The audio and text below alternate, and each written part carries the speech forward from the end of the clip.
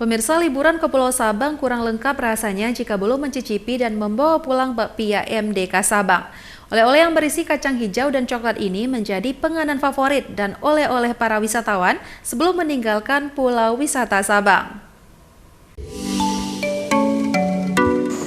Bakpia merupakan cemilan ringan yang tidak pernah membosankan. Makanan yang berbentuk bulat dengan isi kacang hijau dan coklat ini hampir bisa dijumpai di sejumlah pusat jajanan yang ada di kota Sabang.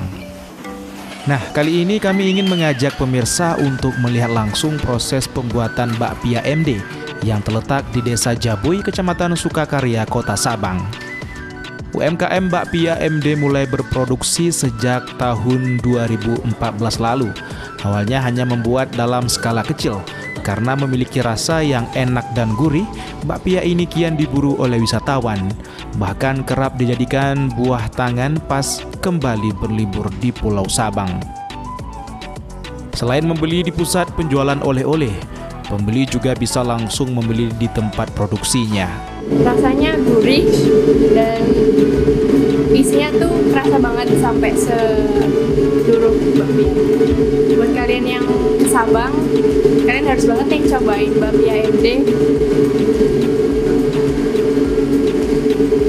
Yang gurih ini buat dibawa ke tempat asal kalian. Mula-mula kan cuman bikin sendiri aja, cuma kan kita nggak sanggup, pengennya lebih besar lagi, tambah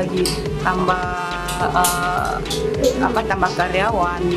Dan dari 2 orang karyawan sampai sekarang jadi 12 karyawan, ditambah karyawan yang di pengolahan bahan bakunya 6 orang, lebih kurang sekarang 20 orang karyawan.